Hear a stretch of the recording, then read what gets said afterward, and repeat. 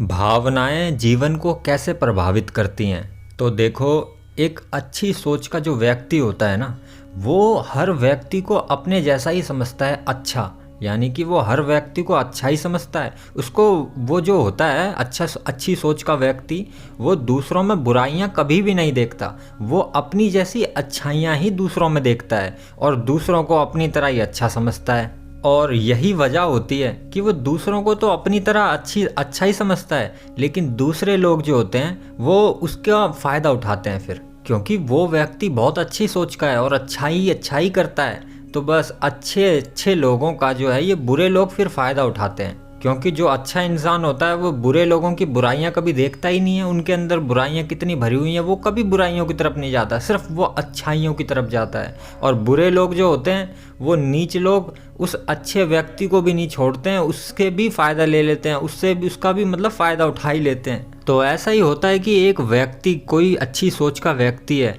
तो बेशक वो दूसरों के अंदर बुराइयां नहीं देखता, तो इसका फ़ायदा उसको पूरे जीवन में भी उसको मिलता है देखने को। क्योंकि अच्छी सोच का जो व्यक्ति होता है, बेशक शुरुआत में उसको कुछ अच्छा देखने को ना मिले, उसको जीवन में ऐसा महसूस होगा कि भाई मुझे अच्छा बन के कोई फ़ायदा नहीं हो रहा, मुझे अच्छा बनने की वजह से बल्कि घाटा ही होता है, लोग मेरा फ़ायदा उठा के चले जाते हैं, मुझे लूट के चले जाते हैं। लेकिन बात गौर करने की है कि कोई व्यक्ति अगर अच्छी सोच का है, अच्छे विचार अपने मन के अंदर उत्पन्न रखता है, तो उसके साथ में जीवन में सब कुछ धीरे धीरे अच्छा ही होने लगता है। और ऐसे ही अच्छाई में जीता जीता वो एक दिन मर जाता है, और मरने के बाद में उसको जब दूसरा शरीर मिलता है ग्रहण होने को, यानी कि जब मरने के बाद में उसका जब दूसरा जन्म होता है, तो उस जन्म में उसको अपने आसपास चारों तरफ सिर्फ अच्छाई देखने को मिलेगी। क्योंकि प्रकृति माँ के पास में इतना समय नहीं है कि वो हर एक व्यक्ति के बारे में निष्कर्ष निकाले। इसलिए प्रकृति माँ, देखा जाए तो प्रकृति माँ ने ही समय को प्रकट किया है। तो जिस चीज़ ने समय को भी प्रकट किया है, तो समय तो खुद ही उनके वश में है। लेकिन प्रकृति माँ जो है, उन्होंने हर व्यक्ति के, हर जीव के अंदर एक मीटर फिट करके भेज दिया है। और वो मीटर काम कैसे करता है? अच्छाई और बुराई के तौर पे काम करता है।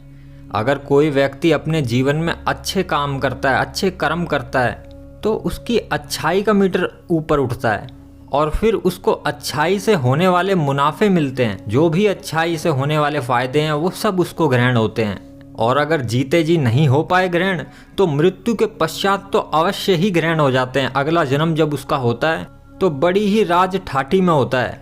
कहने का मेरा मतलब यह है कि अगर कोई अच्छे व्यक्ति का जन्म और किसी नीच बंदों के साथ में हो गया है कि सारे लोग खराब हैं, लेकिन वो जो व्यक्ति है वो बहुत अच्छा व्यक्ति है, दिल से बहुत अच्छा है, सारे कर्म अच्छे करता है, कभी झूठ नहीं बोलता और हमेशा दूसरों की मदद ही करता है, और करुणा उसके दिल में भरी रहती है हमेशा, हर जीव से वो प्रेम करता है, और वो शरीर नहीं देखता, वो उसके अंदर आत्मा जो है उसको देखता है, जो निर्दोष आत्मा है, मतलब उसके ऊपर कोई दोष नहीं है।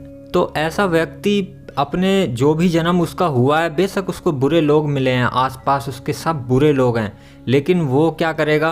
बुरे लोगों को अच्छाई की राह दिखाएगा। लेकिन बुरे लोग उसकी राह पे कभी नहीं चलेंगे, बल्कि उसको दुश्मन की तरह देखने लगेंगे, उससे घृणा करने लगेंगे, नफरत करने लगेंगे और उसको दुश्मन ही बना लेंगे अपना।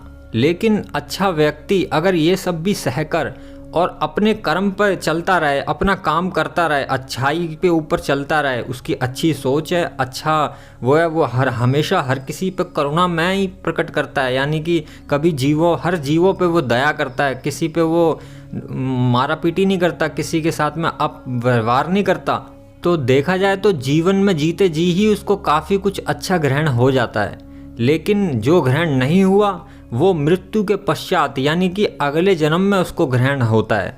और ऐसे ही एक बुरा व्यक्ति, जो बुरी सोच का नीच व्यक्ति है, तो ऐसा व्यक्ति जो होता है बुरी सोच का, वो सबको बुरा मानता है। बिल्कुल वैसे ही जैसे एक अच्छी सोच का व्यक्ति सबको अच्छा मानता है, सबके अंदर अच्छाइयों को देखता है, चाहे उसके सामने कितने से भी बुरा व्यक्ति क्यों ना आ जाए, लेकिन वो भी उसके अंदर अच्छाइयों को ही देखता है। इसी तरीके से कोई बुरा व्यक्ति अगर हो तो वो लोगों में बुराइयां देखता है, सिर्फ बुराइयां, उसको दिखती ही बुराइयां हैं, इसमें उसकी भी कोई गलती नहीं है, क्योंकि वो बुराई का इंसान, बुराई का पुतला, उसको बुराइयां ही दिखती हैं।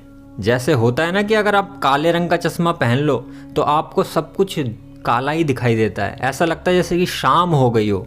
और वहीं कोई अगर लाल रंग का चश्मा पहन ले तो सारी प्रकृति में उसको हल्का लालपन दिखाई देता है।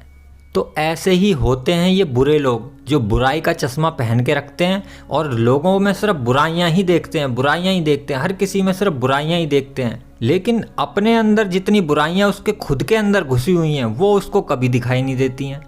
मतलब उसकी खुद की बुराई उसको कभी नहीं दिखाई देगी, लेकिन दूसरों की बुराइयां जो होंगी, छोटी से छोटी भी चीज़ जो होगी बुराई, तो वो भी उसको दिखाई दे जाएगी। लेकिन उसके खुद के अंदर कितनी बुराई घुसी हुई है वो उसको कभी दिखाई नहीं देती। मतलब कहने का यह है कि वो सबको तो बुरा समझता है लेकिन अपने आप को बहुत अच्छा समझता है, सोचता है कि मैं अच्छा हूँ, दुनिया बुरी है।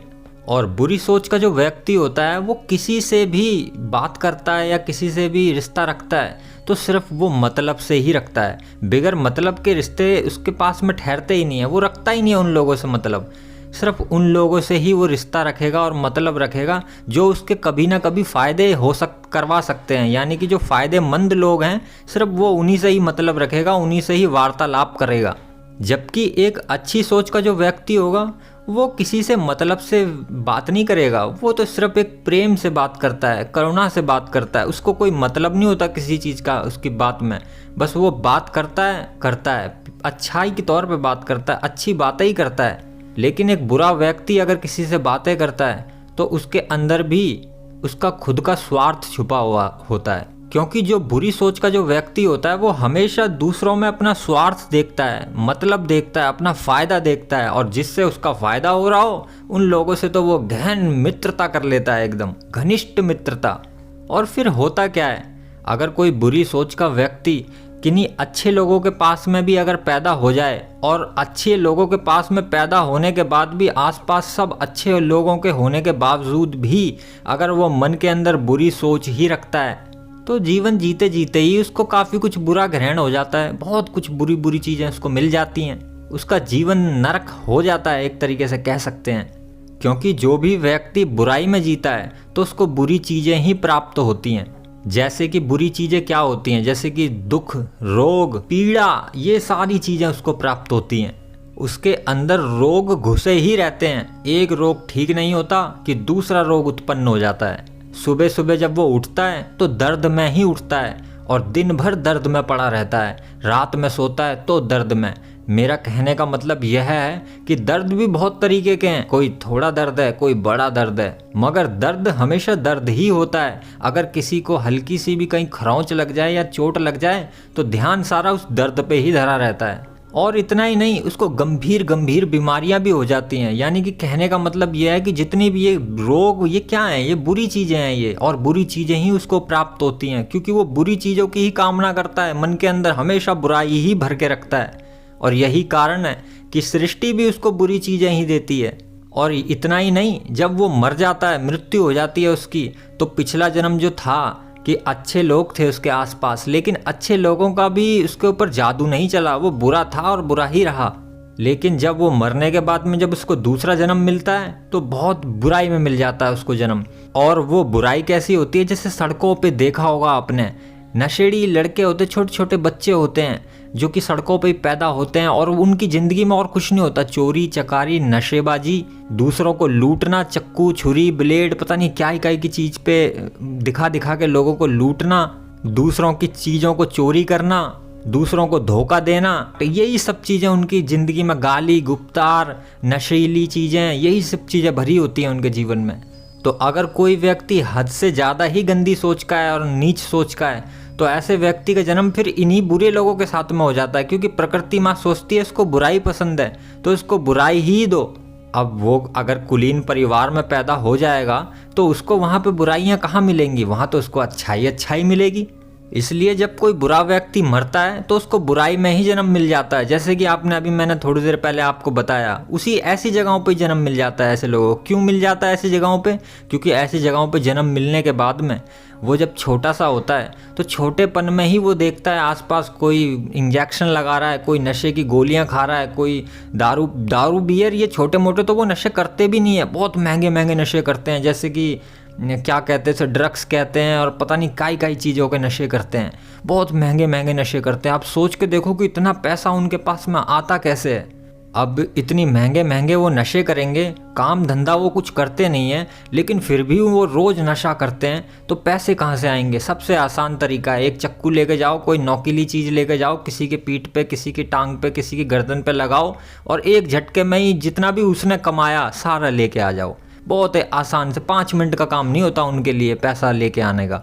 तो ऐसे ही वो बच्चा जहाँ वो उन लोगों के साथ में पैदा हुआ होता है, वो बचपन से ही उन्हीं चीज़ों को देखता है, गाली देखता है, कोई किसी को मार रहा है, कोई गाली बक रहा है, कोई कुछ चोरी कर रहा है, कोई नशा कर रहा है, और धीरे धीरे वो बच्चा 10 साल का होता नहीं है कि वो पूरा नशे में लिप्त हो जाता है। मुंह के अंदर बीड़ी सिगरेट लगी हुई, गुटखा तम्बाकू, पता नहीं कि ये छोटे मोटे नशे तो शायद वो करते भी नहीं है, बड़े बड़े महंगे महंगे नशे करते हैं वो। तो ऐसे ही है कि जो व्यक्ति बुरी सोच का मरा था तो वो उन बुरे लोगों में पैदा होता है और फिर बचपन से ही उसमें बुराइयां क्योंकि आसपास सब लोग बुरे हैं उसके, तो बस वो बुराइयों को देखता है कि 10 साल का हुआ नहीं, 10 साल तो मैं ज़्यादा बोल रहा हूँ, वो छोटे बचपन से ही उसको आसपास के लोग उसको नशा कराने लग जाते हैं और वो नशे में लिप्त हो जाता है। नशा ही नहीं, बुरी चीज़ें, सारी बुरी चीज़ों में लिप्त करा देते हैं उसको।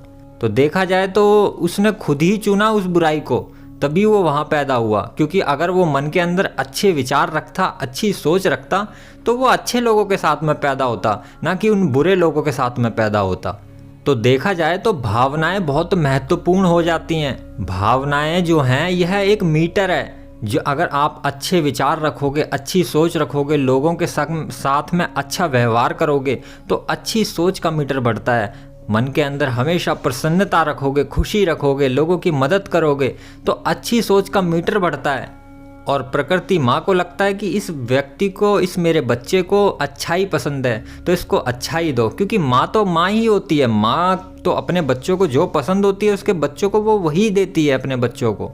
क्योंकि माँ ने संपूर्ण सृष्टि की रचना की है, प्रकृति माँ ने संपूर्ण सृष्टि की रचना की है। जो भी दिखता है सब चीज की रचना, और जो ना दिखता है वो उस चीज की भी रचना प्रकृति माँ ने की है। तो प्रकृति माँ के लिए कुछ देना असंभव जैसा तो कुछ है ही नहीं। प्रकृति माँ तो सब कुछ दे सकती है।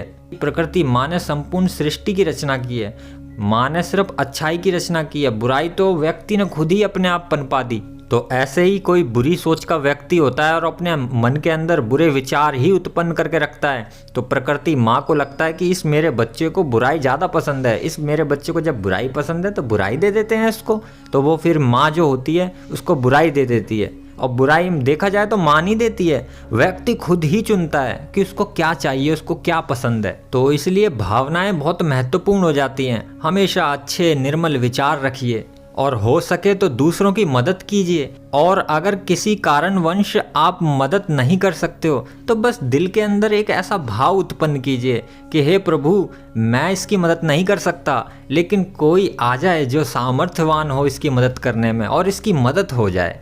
बस इतना कहने मात्र से ही आपका मीटर ऊपर उठ जाता है। मगर लोग ऐसे हैं कि अगर कोई पड़ा है तो उसको गालियां देने लगेंगे, उसको लात मार के साइड में कर देंगे, ए चल साइड हट। मतलब लोगों मदद करने की बजाय उसको और उल्टा ज़्यादा दुख देते हैं। मगर ऐसा आप मत करना। आपके सामने अगर कोई व्यक्ति आपको दिखता है ऐसा कि जिसको मदद की आवश्यकता है, लेकिन आप इतने सामर्थ्यवान नहीं हो कि आप उसकी मदद कर सको, तो बस मन के अंदर सिर्फ इतना भाव ही उत्पन्न कर देना सच्चे दिल से कि हे प्रभु, मैं इसकी मदद नहीं कर सकता, लेकिन इसको मदद की आवश्यकता है, किसी ऐसे को भेज जो मदद कर सके इसके। और अगर आपके पास में कोई छोटा आए, बड़ा आए, कोई भी आए, उसको सम्मान की दृष्टि से देखो। क्योंकि मैंने देखा है बुरे लोग जो होते हैं, बुरे लोग क्या करते हैं कि जो अगर उनके बराबरी के आ जाएं तो उनको तो वो बड़ा सम्मान देते हैं, लेकिन अगर उनसे कोई छोटा आ जाए तो उसको धुतकार देते हैं, भगा देते हैं, उसको कोई इज्जत ही नहीं देते, कि सोचते ये हमारी बराबरी का नहीं है, यानी वो उनकी बराबरी का नहीं होता। लेकिन अच्छी सोच का जो व्यक्ति होता है वो कभी किसी के ऊंच नीच की तरह नहीं देखता, वो सबको एक बराबर ही देखता है, चाहे कोई छोटा आ जाए, चाहे कोई बड़ा आ जाए। छोटा बड़ा कहने से मेरा मतलब सिर्फ उम्र से नहीं है, मेरा हैसियत से भी था कहने का मतलब, कि हैसियत उसकी छोटी बड़ी हो, वो हैसियत देखता ही नहीं है, वो सिर्फ व्यक्ति को देखता है, उसके गुणों को देखता है जो उसके अंदर विराजमान है। इसलिए भावनाएं बहुत महत्वपूर्ण हो जाती हैं। ओम नमः शिवाय।